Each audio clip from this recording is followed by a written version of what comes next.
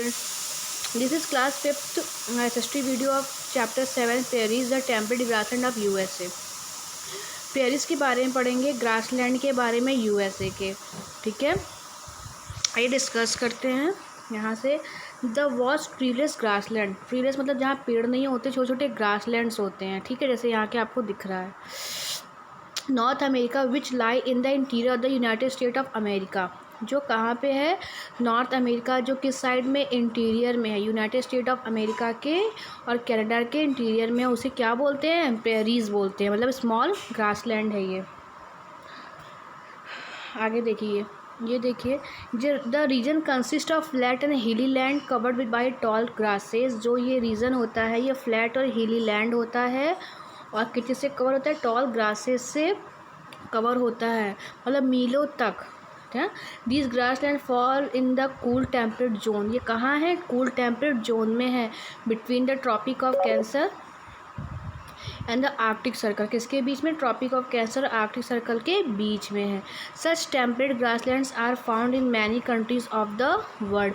ये जो temperate grassland है, ये सिर्फ यूएसए में ही नहीं है, ये और भी जगहों पे है कंट्री में ना, और अलग अलग कंट्री में इनको डिफरेंट डिफरेंट नेम से जाना जाता है। तो यहाँ पे एक मैप है, इसमें हम देखते हैं ग्रासलैंड।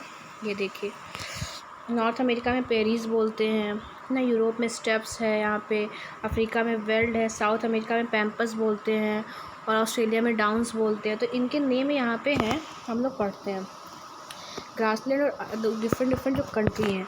तो प्रेरीज नॉर्थ अमेरिका में है, पैम्पस जो साउथ अमेरिका का जो ग्रासलैंड है उसे पैम्पस कहा जाता है, एशिया के ग्रासलैंड को स्टेप्स कहा जाता है, ऑस्ट्रेलिया के ग्रासलैंड को डाउन्स कहा जाता है, साउथ अफ्रीका को वेल्ड्स कहा जाता है।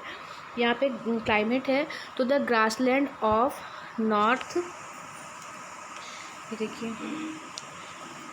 The grassland of North America have a cool temperate climate. यहाँ पे कैसा क्लाइमेट है? कूल टेम्परेट क्लाइमेट है। The summers are not very hot, मतलब कि जो समर्स होते हैं ज़्यादा हॉट नहीं होते हैं। विंटर्स जो होते हैं काफ़ी कोल्ड होते हैं। यहाँ पे मॉडरेट रेनफॉल होती है स्प्रिंग सीजन में, और in winter there is a heavy snowfall, winter में हैवी स्नोफॉल होता है। यहाँ के वेजिटेशन के बारे में अगर देखें तो द क्लाइमेट एंड सॉयल, जो क्लाइमेट और सॉयल है ऑफ द रीजन है suitable for the growth of grass. यहाँ का जो क्लाइमेट है और सॉयल है वह ग्रास के ग्रोथ के लिए काफ़ी अच्छा है। Prairies which use to be covered with thick grasses, जो कि किससे कवर है? मोटे ग्रासेस, थिक ग्रासेस, घने ग्रासेस से कवर है। और बिगेस्ट वीड ग्रोइंग रीजन, मतलब यहाँ वीड बहुत अधिक मात्रा में होती है पूरी दुनिया में, और इसीलिए इन्हें वीड बास्केट भी कहा जाता है इस एरिया में, क्योंकि इन्हें गेहूँ यहाँ पे ज़्यादा ग्रो होता है।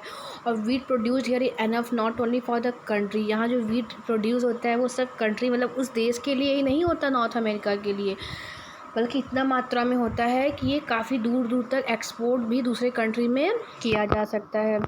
The river Mississippi and Missouri flow through the prairies में 2 रिवर फ्लो होती है, जो यहाँ पे के कल्टीवेशन को, जो वीट का कल्टीवेशन होता है गेहूँ का, उसको पर्याप्त मात्रा में पानी प्रोवाइड करती है।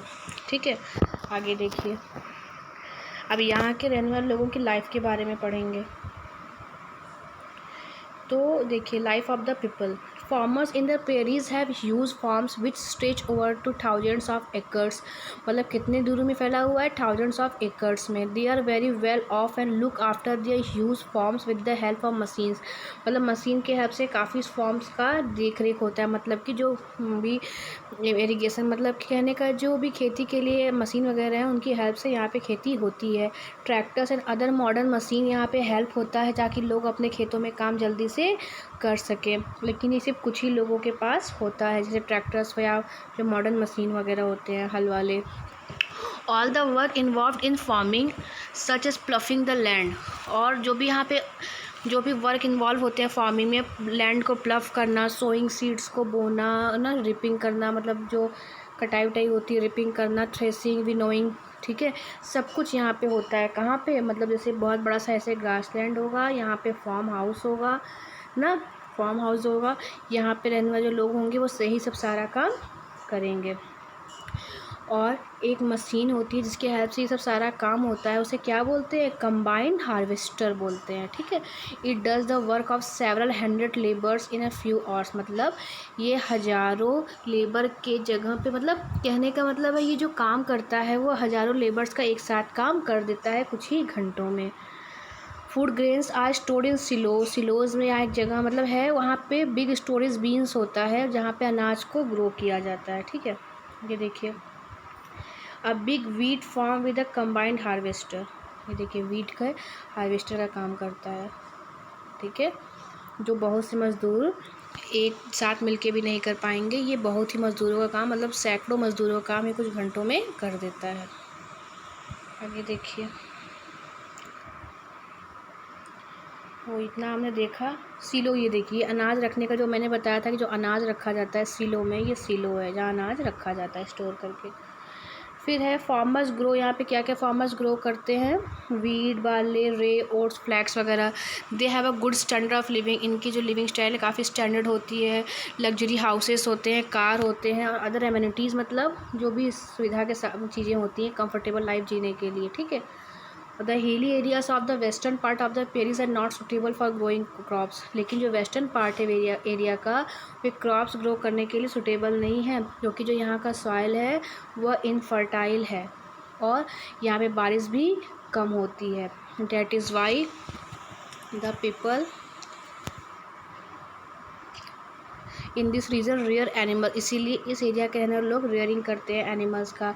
दे have huge stretches of farms called ranches where they rear cattle, मतलब इस ऐसा एरिया जहाँ पे कैटल्स को रेयर करते हैं या दूसरे एनिमल्स को, उसे रेंचेस कहा जाता है। ये देखिए, ये है रेंचेस जहाँ पे एनिमल्स कैटल्स वगैरह यहाँ पे रेयर किए जाते हैं, चराए जाते हैं, ठीक है। आगे देखिए, there are large dairy farms, यहाँ बहुत लार्ज डेयरी फार्म्स में है, यहाँ पे काउ रेयर किए जाते हैं मिल्क के लिए और मिल्क के प्रोडक्ट के लिए। और this farms are equipped with modern machine से, ये मतलब पूरी तरह से पर्याप्त यहाँ मॉडर्न मशीन होती है which do milking and storing of milk product, क्या करते हैं ये मिल्क निकालते हैं, स्टोर करते हैं, मिल्क के प्रोडक्ट को बनाते हैं। Very little man power is needed for this, और बहुत ही कम लोगों की ज़रूरत पड़ती है इससे काम के लिए ना। Since beef is an important part of the diet of America, जो बीफ होता है वहाँ के अमेरिकन के लोगों का इंपॉर्टेंट डाइट होता है। The cows on the ranches are also reared for their meat, और जो काउस होते हैं वो यहाँ रियर किए जाते हैं किस लिए, मीट के लिए, मतलब वहाँ के लोग काऊ भी खाते हैं। Chicago is an important centre for of slaughtering animals, Chicago एक इम्पॉर्टेंट सेंटर है जहाँ स्लॉटरिंग होती है एनिमल्स की। स्लॉटरिंग करने मतलब या तो बेचना भी कह सकते हैं, देख रेख रख रखाव जहाँ होती है उसको बोलते हैं।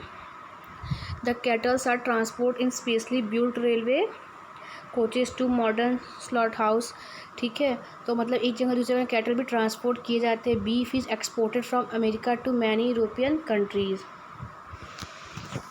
ये देखिए बहुत से यूरोपियन कंट्रीज़ में इसको ट्रांसपोर्ट किया जाता है। As machine are use in agriculture and dairy farming, जैसा कि मशीन यूज़ किया जाता है एग्रीकल्चर में और डेयरी फार्मिंग में लार्ज स्केल पे, फ्यू पीपल्स आर नीडेड, तो कुछ ही मतलब मशीन की वजह से यहाँ पे कम लोगों की ज़रूरत पड़ती है काम को पूरा करने के लिए। As a result most of the people in the prairies, यहाँ पे बहुत से जो लोग हैं वो बड़े शहर और टाउन में रहते हैं और ऑफिस और फैक्ट्रीज़ में काम करते हैं, ठीक है।